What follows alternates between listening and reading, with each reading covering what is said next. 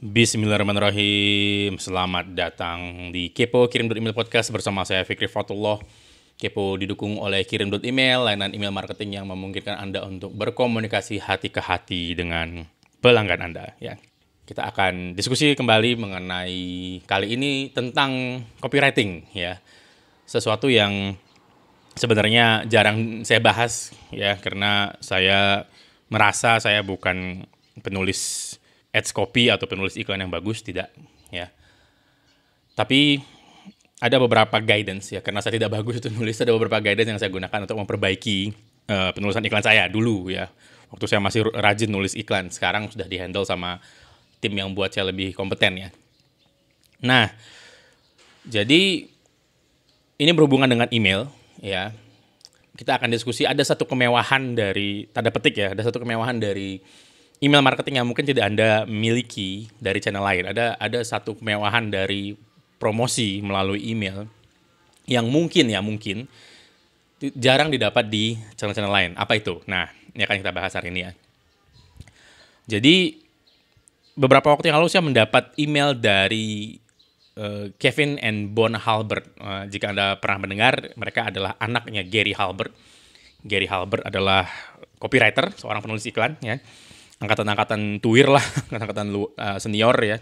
Isi emailnya sangat menarik dan ini akan saya baca hari ini, dan ini merangkum banyak sekali yang saya formulasikan menjadi satu kalimat atau satu pertanyaan, ya. Jadi ini satu pertanyaan yang harus Anda jawab jika ingin membuat iklan yang bagus.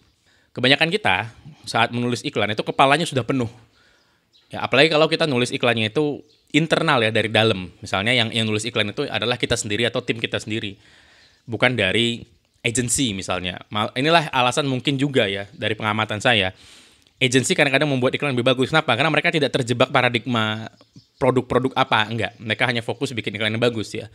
Sedangkan kalau kita bikin iklannya internal, ya, kita itu sudah penuh kepala kita dengan produk yang mau dijual, apa yang mau disampaikan, fitur-fitur apa yang kita miliki, kelebihan apa yang kita miliki dibanding kompetitor.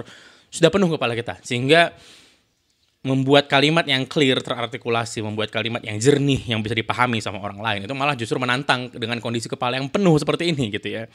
Sudah terlalu banyak yang mau dibilang, gitu loh, ya. Terus kali kita akan coba diskusi bagaimana caranya saat kita belajar membuat iklan dari seorang copywriter misalnya.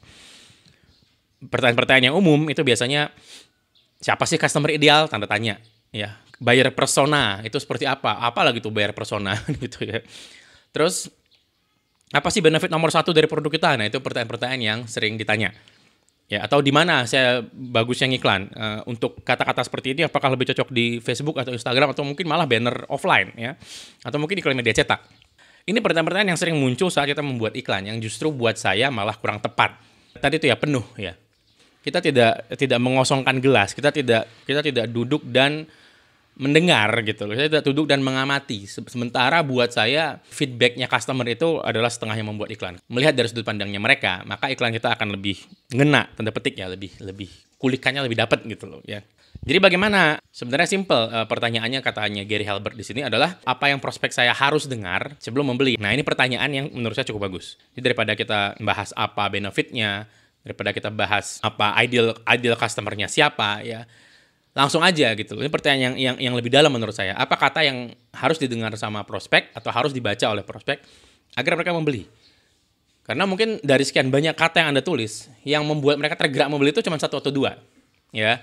Jadi apapun kata-kata sebagus apapun yang Anda gunakan, kalau itu bukan kata yang dicari sama pembeli Anda untuk dia memutuskan akhirnya membeli, itu capek di jalan kita.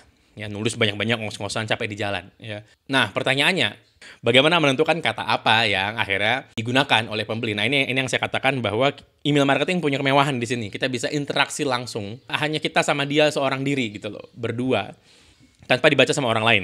Banyak sekali akhirnya iklan saya sesuaikan itu gara-gara obrolan-obrolan seperti ini. Apalagi di awal, ya, saat saya dulu baru memulai, itu email saya dibales dan kita ngobrol, gitu loh. Mas, kirim email ada ini nggak? Nah, itu saya tangkap satu. Terus yang kedua, Mas, dikirim email ada itu nggak? Gitu. Nah, itu saya tangkap, saya kumpulin, saya analisa feedback itu, yang kemudian saya gunakan untuk membuat iklan yang baru atau penawaran yang baru, ya.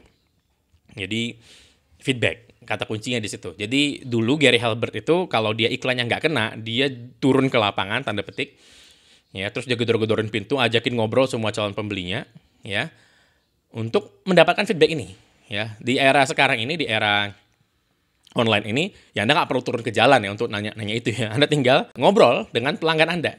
Anda tangkap di sinilah butuh kepekaan. Anda tangkap apa needs-nya mereka, ya. Anda tangkap apa kata yang mereka cari sebelum membeli, dan Anda tulis kepekaan Anda ini untuk, ya, karena seringkali dia nggak langsung bilang saya butuh ini mas, ya seringnya itu tersembunyi di balik kata-kata yang lain. Harus Anda bongkar. Itulah pentingnya interaksi, feedback. Nah, feedback online buat saya lebih menangkap. Komen-komen di Facebook, komen-komen di Instagram, komen-komen di YouTube itu lebih menangkap needs-nya orang. Jadi Anda bisa membaca iklan-iklannya orang. Misalnya Anda ketemukan di Facebook, ya Anda bisa baca komentar-komentarnya, Anda akan dapat itu feedback, ya. Tidak langsung, ya, indirect feedback. Tapi kalau penawarannya mirip dengan penawaran Anda, ya, penawarannya mirip dengan yang Anda jual, misalnya produknya, ya, maka itu bisa jadi masukan. Itu indirect feedback itu bisa cukup berharga ya buat saya. Nah, itu cara lain untuk mendapatkan feedback. Jadi selain kita tanya langsung via email, kumpulin Anda bilangnya mungkin kopdar ya, kopdar. Anda ngobrol dengan pelanggan di situ, kopdar acara event apa gitu kan, Anda ngumpul, Anda ngobrol, Anda mungkin kasih mereka survei atau apa gitu ya, walaupun nggak mewakili dunia nyata, tapi paling Anda dapat insight. Terus yang ketiga ya tadi itu ya, kita baca komentar-komentar di iklan orang lain. Iklan yang lewat di tempat Anda, itu Anda bacain komentarnya. Ya. Itulah yang kenapa saya sering mengatakan bahwa senjata terbaik seorang marketer itu adalah screenshot. Ya. Aplikasi screenshot. Jadi Anda screenshot, Anda baca komentarnya, Anda screenshot, itu Anda gunakan untuk katalog Anda untuk feedback. Ya. Jadi semakin sering Anda baca feedback, semakin peka Anda, maka akan semakin bagus, semakin tajam iklannya. Semakin Anda bisa menemukan kata-kata yang akan membuat akhirnya orang membeli atau memutuskan untuk membeli. Ya. Harus latihan, selamat mencoba. Ya.